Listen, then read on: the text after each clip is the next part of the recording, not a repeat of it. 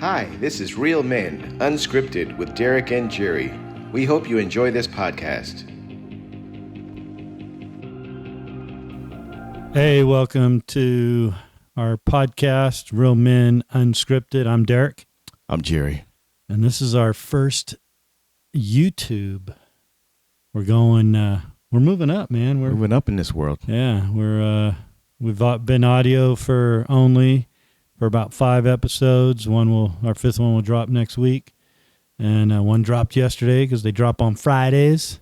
We figured you'd like some fun for the weekend, so we drop them on Fridays.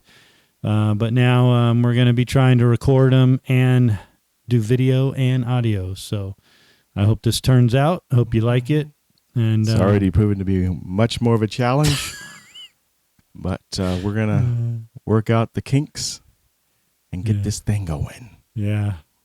For those of you that are podcasters or YouTubers, have you ever forgot to hit a record button here or forget to do a sound mic here, there? We just see it as practice. We do the whole first set as practice and then just do it all over again. But this is, since we're getting close to the holidays, this is going to be our holiday special. Mm-hmm. And so Jerry's going to do some singing. He's amazing singing, or amazing voice. But did you say you wanted to start out with a story first or end with the story? Whichever way. Hey, you're the boss, man. I'm just a squirrel trying to get a nut over here. I'm following your lead. I am not the boss. Don't ever ask me a question about anything ever. Well, because last time I was going to try to start sad, and you're like, "Oh, let's." Yeah, nobody wants to start sad. Yeah. Start happy. Well, that's sad right there. What are you talking about? That outfit you're wearing? I love this outfit. This is Bigfoot, which I really believe that there's some kind of Bigfoot out there, but in Northern Cal. We'll save that for another episode. Whenever I meet someone that's from like Northern California or Washington, I'm like, "Have you ever had any Bigfoot encounters?" There's so many videos out there, and it's like, what could it be? Other than a really hairy person? I don't know. No, a 10-foot tall hairy? No. For King and Country. Oh yeah. Went to their concert the other night. They're my favorite Christian band. Well, my favorite band, whether it's Christian or not. But so I've seen them 3 times. They were here at the Dollar Loan Center in Henderson. Shout out to the Dollar Loan Center. And they put on another amazing performance. If you've never seen For King and Country, go see them. So this is the Drummer Boy Christmas special that they had. And so I bought me a couple shirts. Cool. They were good. Drummer Boy. That was my favorite Christmas song for a long time, Little Drummer Boy. Well, what I like on the back, it gives the different cities and stuff. Oh. So, but sure. So time for Jerry's going to sing a song, and you guys are going to have to guess what it is. All right. Song number 1. He's not singing the whole song, just a, snidbit. Yeah. 1, 2, 3. 3. Chestnuts roasting on an open fire, Jack Frost nipping at your nose, Yuletime carols being sung by a choir, folks dressed up like Eskimos.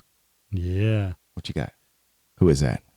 Can you at least give me an artist if you don't know the name of the song? Who made it popular, Frank famous? Sinatra or something? No, around the same era though, not too far off.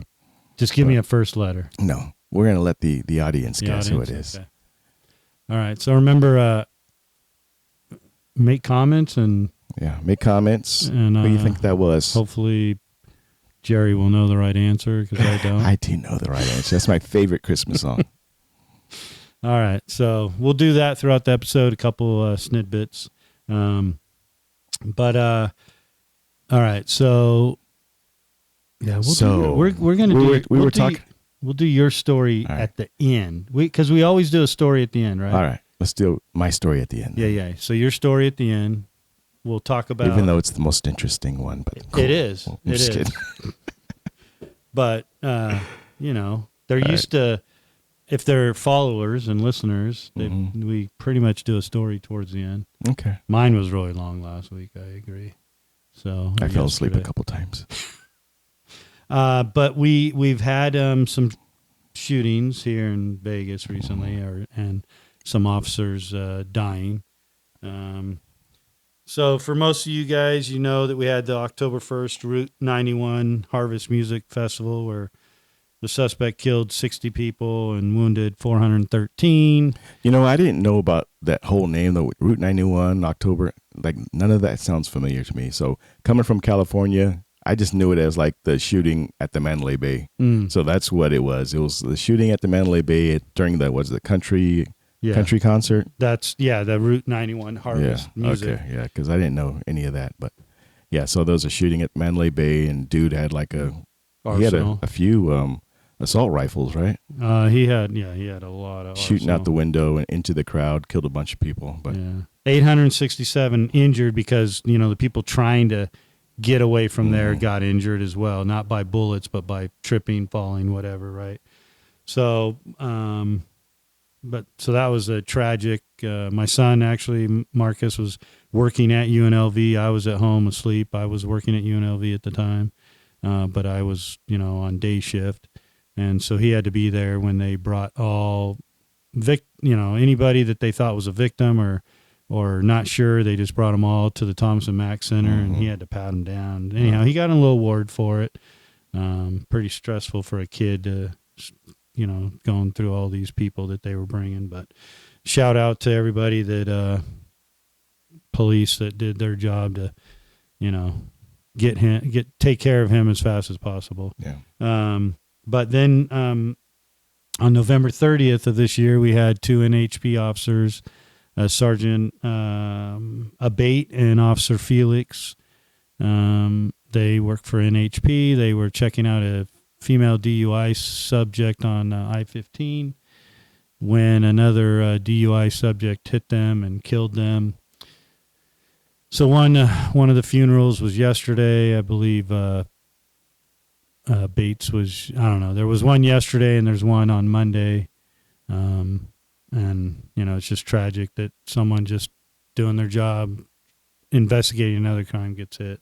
Yeah. And it was DUI, right? Yes, DUI. I mean, I feel like there's no real good reason. I mean, it's never a good reason, but there's less of an excuse nowadays that we have all these rideshare.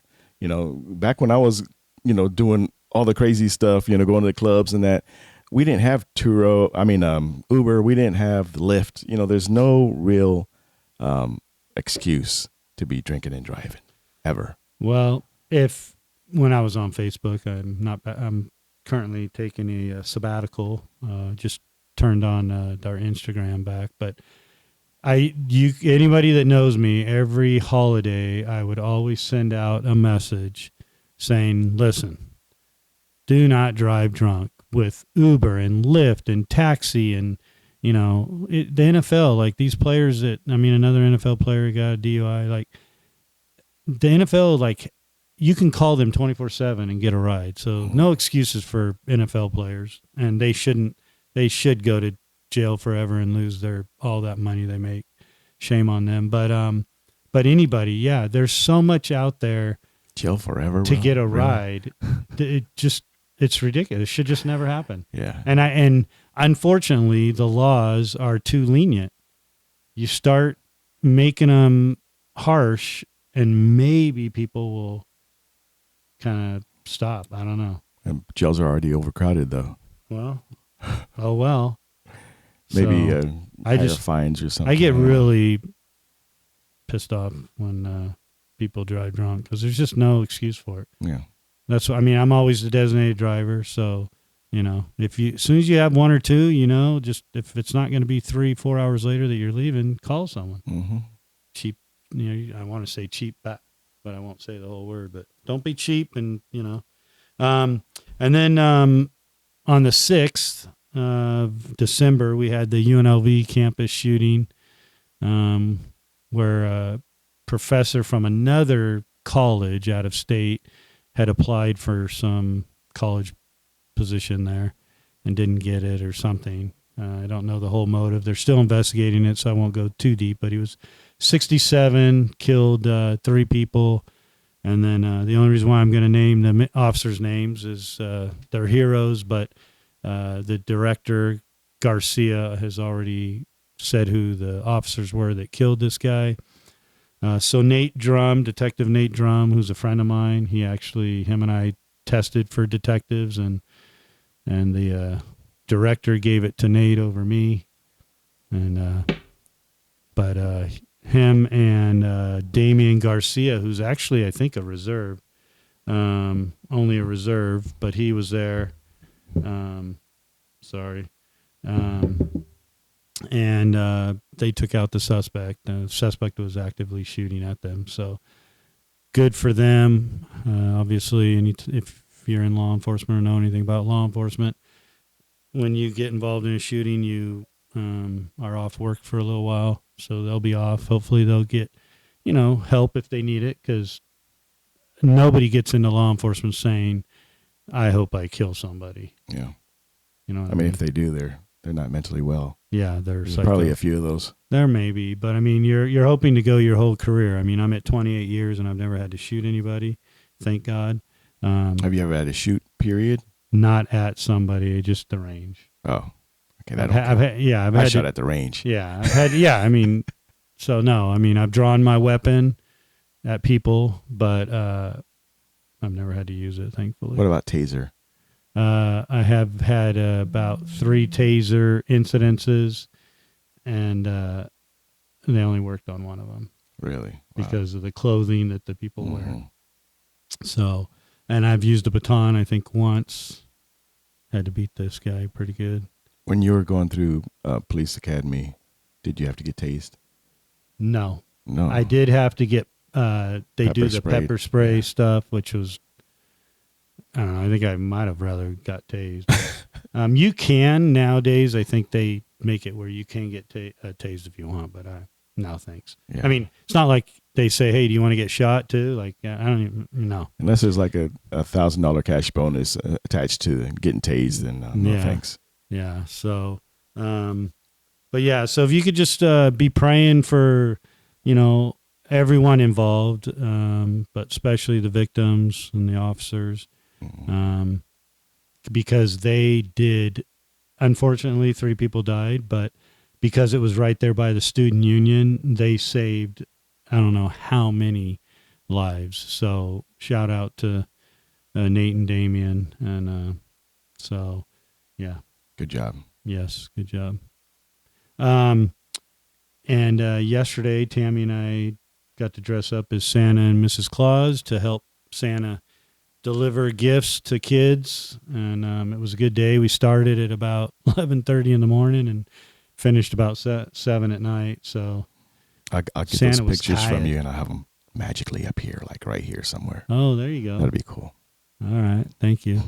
Yeah. So, it's something we've been doing for a long time. Yeah. Started back, in Northern California when all the deputies would give me gifts for the kids, and we would go to the local hospital on Christmas Eve morning and give out gifts to all the kids that, and that happened because Marcus got injured like right near Christmas. And I was like, it really stunk for a kid to be in during the holidays. So that kind of motivated me to start doing that. And so, so that was fun. And that's not Santa's not the real meaning of Christmas. Do you know what is? We celebrate, even though Jesus was not even born in the wintertime, I don't believe, I think, but we celebrate December 25th as the birth of Jesus. Yes, that's the real reason. I'm pretty sure the theologians have determined that he wasn't born around this time of year. But that's why we celebrate. Yeah. We always have to remember the reason. And do you put up a tree and... You didn't see my tree downstairs? Well, I'm for the viewers. Yeah. The 1 million viewers we got. Do they, that's it. But you do a tree. Do you do lights outside? Lights outside, lights on the bushes. But what about you? No tree? We technically haven't put anything up inside this year. Usually I fly Marcus home and he helps me set it all up because we normally put up 3 trees. An all Pittsburgh Steeler tree that's in the living room, then a big 12-foot tree in the kitchen, and then my wife's tree in our bedroom. But I put a few lights outside. Since the grandkids don't live here and they're not going to be coming over, I just didn't want to go all out, Yeah. So, but I was in the hospital for 2 Christmases as a kid because so a week or so before we used to go, we had nothing to do when we were kids, except for like go to the desert and catch lizards and do stuff like that, right? Yeah. So I grew up on the east side of Las Vegas, and it wasn't a whole lot to do for kids back then. So we had to make fun. But a friend of mine had a motorcycle, a dirt bike. It was a Yamaha YZ 125. And he used to always take us on rides in the desert. And so my brother jumped on and I pushed him off. We're like, I think we were around 12, 13 years old. And pushed him off. I was like, it's my turn. So I get on the bike, right? And we're riding. And so he slides the bike down. He lays the bike down, but I don't have any boots on, right? So my foot gets sucked right into the chain in the back tire. And so it's stuck there. And he's trying to get my foot out. And I feel like a disconnection while he's trying to do it because it's stuck good, right? So we end up rolling the tire and getting my foot out, and it's just like blood everywhere, right? And so he's racing to get me home on the main street going like 80 miles an hour. And so we get home, and my mom almost faints. But we go to Nellis Air Force Base. That's where we used to go because my dad was retired military. So we'd go there, for the hospital. Went to the emergency room, and they're trying to numb my foot, right? Because they got to stitch it up. And every time they're numbing it, and they're putting the needle right in there. I can still feel everything. And so I'm like flinching, and my dad's yelling at me for flinching my feet. It was just a mess. But anyways, they end up having to put a metal plate and 2 screws in my ankle. So I was in the hospital for 2 weeks during Christmas. And I remember how lonely it felt to be in there. No one brought you gifts or like a little tree? No, they did. The nurses were really nice. They did what they could, but I just remember it felt lonely. So definitely, the nurses helped.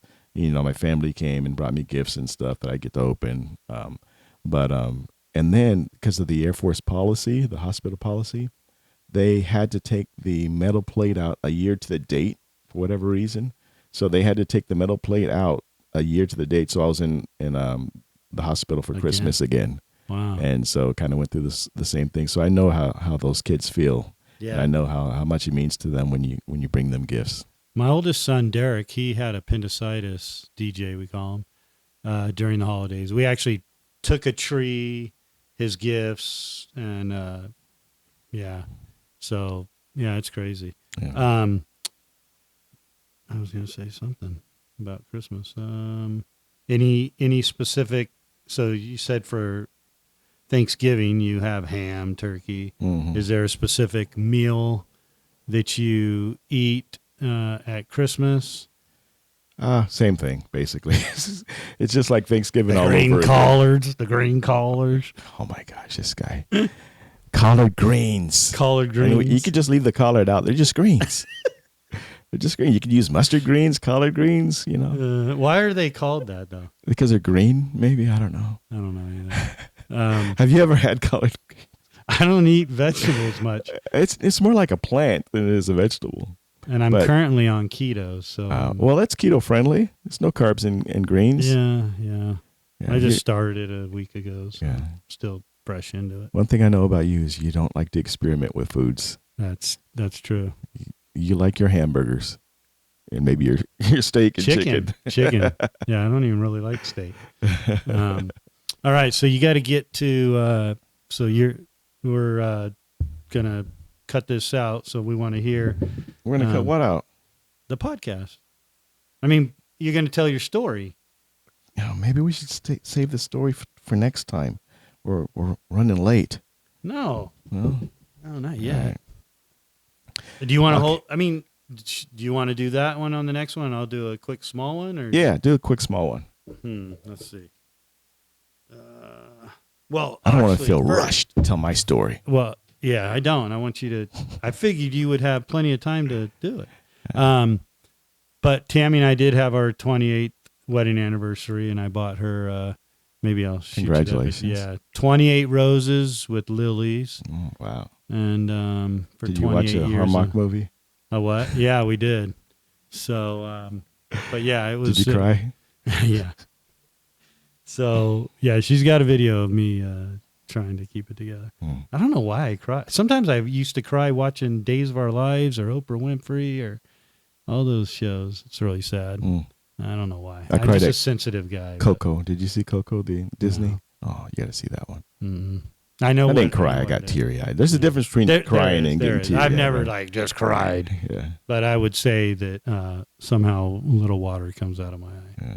There was one time, after my dad passed away, we were watching some movie, and I broke down in front of the kids. I was trying to keep it together because it was about like father-son type thing, but I broke down. That's the only time I cried. But, Passion of the Christ, I get pretty close to crying on that one. Yeah, that one it's not teary-eyed. I can get pretty upset to see how much pain he suffered for us. But since we're on the Santa theme, so I said, that we used to, as a family, we would go to the local hospitals in California. Well, in California, a sex offender, it's called a 290, right? And so we used to go and all the newborns and give gifts. And so this one time, we go into the room and, the lady just had her baby and the guy was standing there and he was one of my sex offenders that I, on my watch. Of course, he didn't know who I was because I was dressed up. And I had to give, his family a gift. And it was really the cop in me did not want to, give them a gift. But the Christian in me and the reason I was there was not about him. It was about, the baby and being born. But my wife knew what the code 290 meant, right? And all the kids did. They may not remember, but I used to, just say, hey, 290 over there, 290 over here. And they would know what that meant.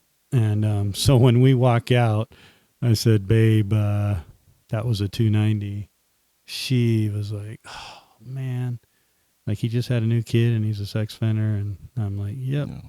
So maybe he's a changed man. I doubt it. I don't think they can. That's the cop in you talking. Is it? Yeah. Well, so you guys are staying in town for Christmas or?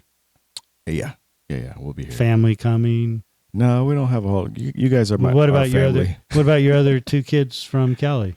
We're going to try to make it out here, but I don't think they're even going to make it. So it's just going to be us. Okay. All right. So before we sign off, we need one more. Okay. A good more one. Song. Another good one. All right. Just kidding. Fall on your knees. Oh, hear the angel voices. Oh, night divine. Oh, night when Christ was born. Yeah, baby. That's him. He's got the voice. That's Jerry, man.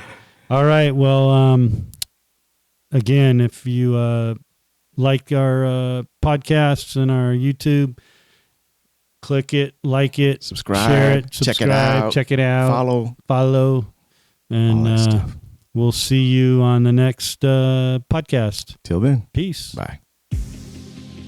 Thank you for listening to Real Men Unscripted with Derek and Jerry.